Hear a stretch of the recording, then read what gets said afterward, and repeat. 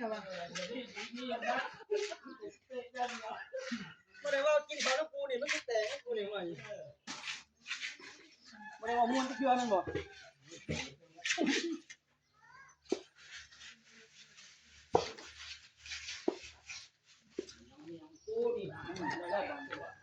เข้าไป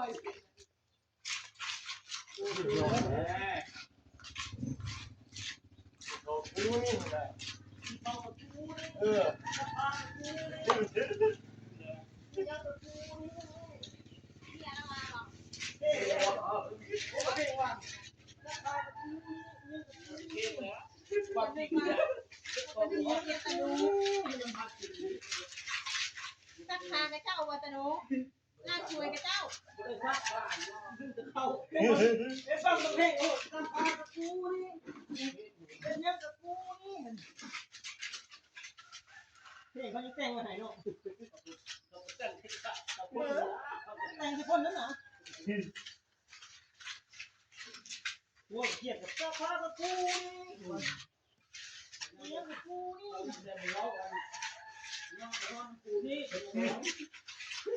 น้องกับกูนี่มันเป็นตาอะไรไปยุ่งกูนี่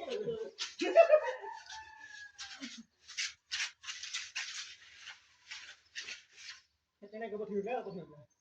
แล้วตะนุออกมาบัดนี้ติดปันฟองน้ำบัดนี้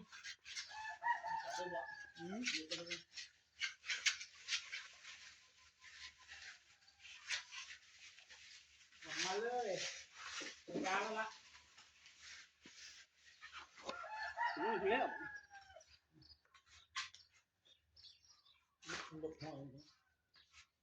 เอาฟองน้ำลบเอาเป็นไงเขาปั่นอยู่กับช่องกับเท้าน้ำน้ำเลย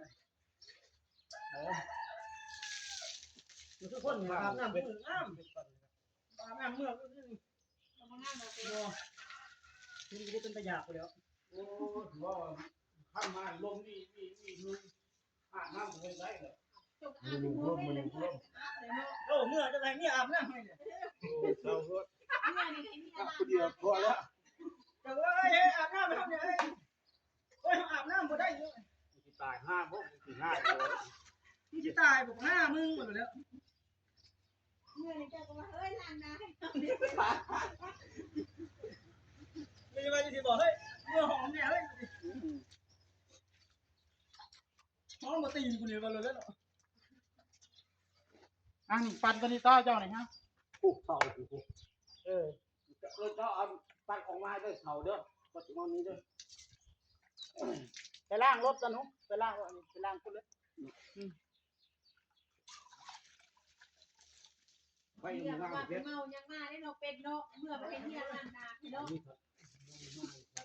นานูล่ะไม่ล่างทำไม่น้ำให้เบิดเบิดวันนี้เบิดหน้าหัวเราคงจะอาบแต่เนี่ย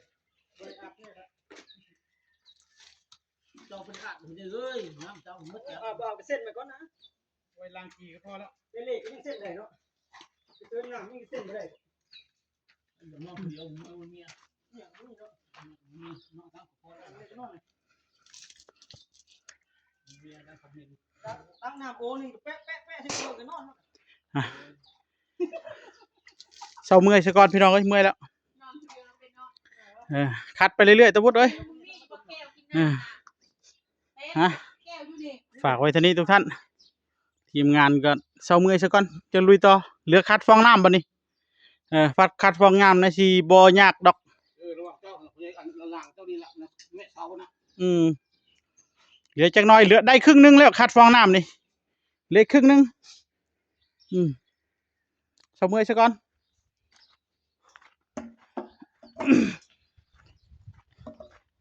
นั่งเศร้าเมื่อยกัน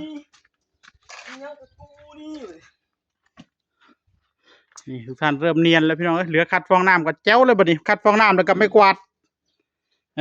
รอให้มันหมาดเหยียบบ่เป็นห้อยเลยจังขึ้นไปกวาดมันบ่ค่อยคักแล้วก็ซุบน้ำตะวุฒเลย